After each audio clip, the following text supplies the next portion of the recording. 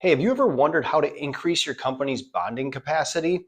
Or maybe you're just getting into bonding and you're wondering, what is bonding capacity?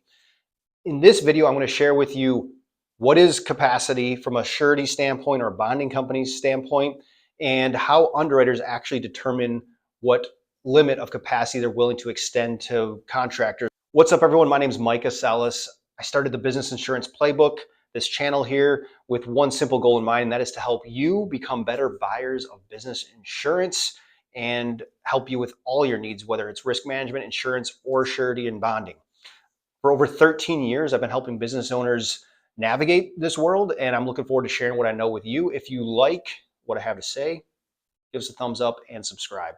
What is capacity when it comes to surety or bonding? And to put it simply, it's just the amount of bonding a surety company will provide to any contractor. Now, there's two different types of capacity limits that you should be mindful of. The first is a single job limit, right? And this is what it sounds like. Let's just say it's $1 million. That means the biggest job that you can bid on, all in, is $1 million. You try to go over that, the surety company will say, nope, we're not approving this because your single limit job is only $1 million. Now, the aggregate capacity is a little bit more tricky. And from a high level overview side of things, what aggregate means is, the overall amount. So you could have, let's just say your single limit's $1 million and your aggregate is $2 million.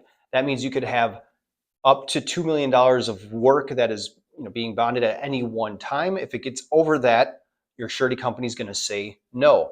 There's really three different things that make up your aggregate capacity from a surety company's standpoint. The first thing is, what's your remaining cost to complete on jobs that you've started, right? They're going to look at that work in process schedule and see how much is out there versus how much has been completed.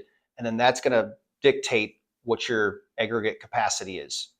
They're also going to look at the full amount of jobs that you've been awarded, but maybe not even started yet. So if you won a bid and you were low bid on a job, that is going to actually count against your capacity from an aggregate standpoint.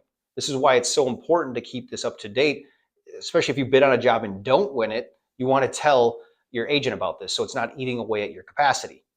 And that brings me to my last point, the full contract amount for low and undecided bids. So again, if you've won a job, you were low bid, right when you win that, that's going to count against your capacity. And if you have work that you're maybe undecided on bidding, but you've asked for a bid bond on or whatever, that's going to also eat away at your capacity from an aggregate standpoint. All right, so what's a typical capacity limit when you're looking at surety programs from an aggregate, and a single job side of things?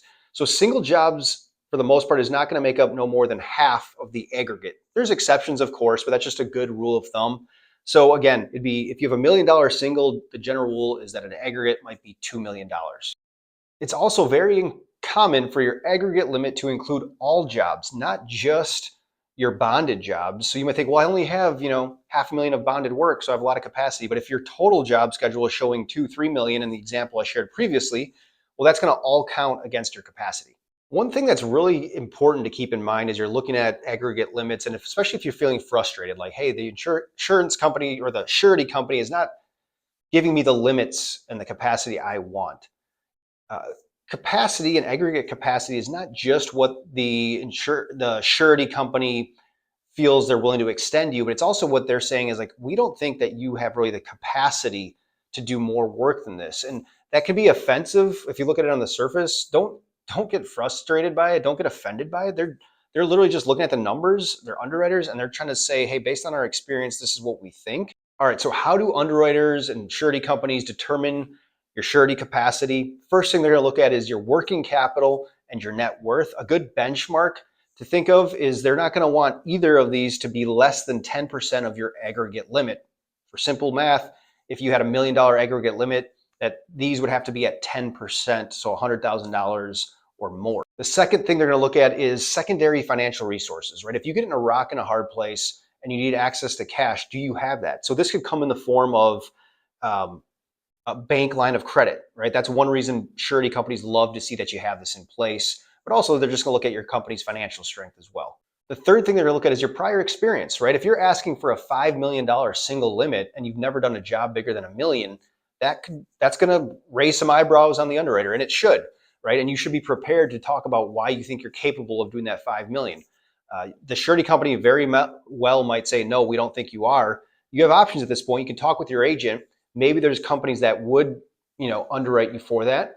But again, like I said previously, don't get offended. Take this as a learning opportunity. And the last thing they're going to look at is your current work on hand. What jobs are you working on currently?